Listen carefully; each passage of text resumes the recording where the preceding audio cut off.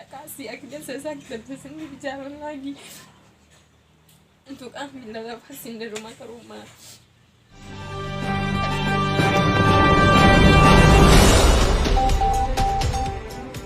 Polemik upah tenaga kesehatan yang belum terbayar hingga postingan di media yang terjadi di Desa Pandai, Kecamatan Wotan Ulumado, Kabupaten Flores Timur berujung panjang. Pasalnya tenaga kesehatan yang upahnya dianggarkan dan dibayarkan dari dana desa sudah 4 bulan belum terrealisasi. Hal tersebut diakui bidan desa Isabella Emma yang sudah mengabdikan dirinya selama kurang lebih 3 tahun di desa kelahirannya. Saat dikonfirmasi sejumlah awak media di kediamannya di Desa Pandai, Isabella Emma mengakui upahnya biasa dibayarkan dari dana desa belum dibayar. Menurutnya, biasanya ia diberi upah selama 6 bulan sekali dengan jumlah sebesar Rp5.750.000. 6 bulan. Dengan jumlah gaji per bulannya berapa? Dengan jumlah gaji per bulan 900 lebih. 6 bulan saya terima 5.750.000. Informasi yang beredar bahwa gaji adik pada bagaimana? Bukan karena gaji saya belum di 6 bulannya, tapi dari pernyataan Menti yang kasih tahu bilang gaji saya ditahan hanya karena tidak ikut kegiatan IDM, itu yang saya tidak terima. Saya sakit hati kan. Terkait masalah itu? Belum kabar, baru surat panggilan tadi malam, besok hari Kamis baru menghadap.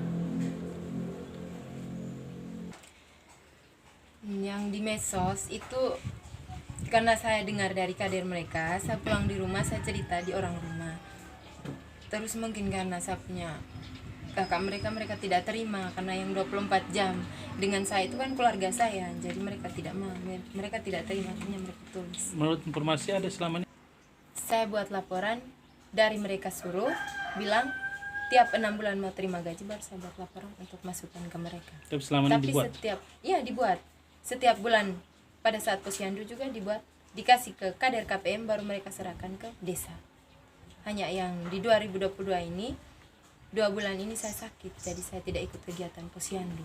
Berapa orang tenaga kesehatan di desa? 1, saya sendiri. Dengan background apa nih? Bidan atau perawat atau? Bidan. Dengan background bidan. Selama ini lancar-lancar saja penerimaan gajinya dari pemerintah desa? Iya kak. Lancar-lancar saja? Lancar. Per 6 bulan ya? Iya. Kalau bisa datangkan saya 1 perawat untuk Desa Pandai. Berharap ada penambahan tenaga medis Iya. perawat ya. Terus jadikan Posges T1 di Desa Pandai. Jadi dari tanggal 5 sampai tanggal 8 itu saya ada jaga pasien. Pasiennya lansia sekarat. Jadi saya konsultasi dengan dokter, terus dokter bilang suruh bawa ke puskesmas. Terus dari keluarga mereka minta bilang kalau bisa dirawat di rumah, soalnya pasiennya tidak memungkinkan lagi untuk dibawa ke puskesmas. Jadi dokter suruh saya untuk pasang infus di rumah. Kalau pasang infus di rumah berarti harus diobservasi selama 24 jam. Jadi saya dari tanggal 5 sampai tanggal 8 itu saya jaga pasien. Tapi di tanggal 7 pasiennya meninggal, di sore hari pasiennya meninggal. Setelah itu malamnya di tanggal 7 malam itu aparat desa yang bernama Menti, dia inbox saya, pakai inbox, tidak pakai telepon atau datang di rumah, tapi pakai inbox. Dia inbox saya bilang besok tanggal 8 harus ikut kegiatan IDM di kantor camat. Tetapi saya malamnya saya ada pasang formalin di rumahnya mama yang meninggal itu, sehingga jam 2 baru saya pulang di rumah. Terus paginya karena malam saya mete, sehingga paginya saya bangun jam 9. Terus dari Menti saya buka FB, terus dari Menti saya baca, Menti bilang ini hari tanggal 8 saya harus ikut kegiatan IDM di kantor camat. Habis itu saya bilang, Menti, saya dari tanggal 5 sampai tanggal 8 itu saya jaga pasien, jadi saya juga badan saya lemas. Nah, terus Menti bilang saya harus ikut karena ini berkaitan dengan kesehatan, jadi saya dengan kader KPM harus ikut. Tapi di sisi lain kader KPM yang tetangga dengan Ibu Menti, dia tidak ikut kegiatan IDM karena Mentinya tidak kasih tahu. Datang di rumah saja tidak, tapi mereka dua tetanggaan. Paginya saya ke rumah duka, kader KPM ketemu dengan saya, dia bilang, kenapa dia tanya saya, kenapa tidak ikut kegiatan KPM? Saya bilang saya tidak tahu informasinya. Tadi malam baru Menti kasih tahu, tadi pagi jam 9 baru saya buka. Saya tanya lagi ke kader KPM, kenapa tidak ikut? Dia bilang dia tidak tahu. Setelah itu, di tanggal 19, habis itu, beberapa hari kemudian, Bapak Desa kasih pengumuman untuk bagi gaji. Saya punya nama, dia tidak sebutkan saya dengan kader KPM. Jadi saya punya bapak tanya, kenapa kau nama tidak disebut? Saya bilang, saya kan biasanya gaji saya 6 bulan baru dikasih. Terus paginya mereka terima honor. Di tanggal 19 mau posyandu. Tapi sebelumnya tanggal 18 sore kami ada kegiatan di posyandu atas. Kegiatan pembersihan dari seorang kader yang bernama Oa. Dia bilang, kemarin kenapa tidak terima gaji? Saya bilang, saya kan biasanya bulan 6 baru mereka kasih. Oke. Terus ini berjalan lagi untuk ambil dana vaksin dari rumah ke rumah.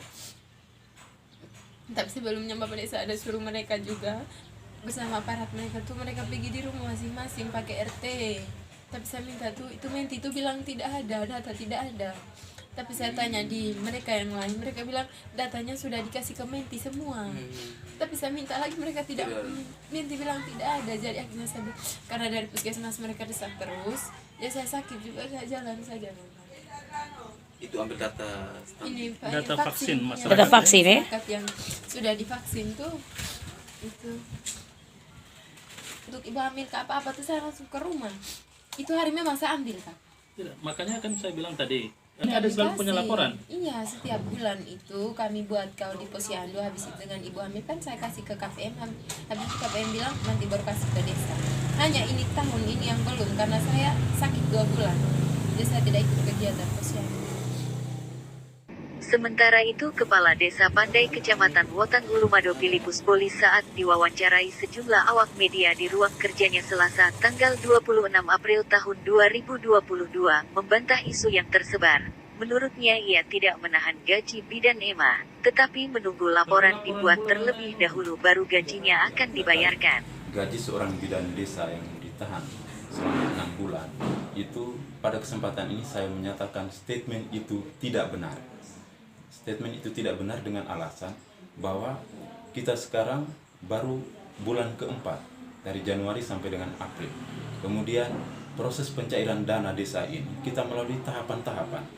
Tahapan itu ketika dana desa sudah masuk di rekening desa, maka semua kepala seksi diwajibkan untuk menyiapkan surat permintaan pencairan dana dan terakhir mendapatkan surat perintah dari kepala desa untuk memerintahkan bendahara melakukan realisasi keuangan. Kemudian bidan desa ini dalam tulisannya beliau menyampaikan 6 bulan tidak dibayar. Itu sangat tidak masuk akal. Saya menyampaikan pernyataan seperti ini karena berdasarkan kenyataan. Kemudian kita juga melihat setiap kali melakukan pembayaran perlu ada penilaian kinerja. Kinerja ini yang mendukung untuk pembayaran itu bisa dilaksanakan atau tidak.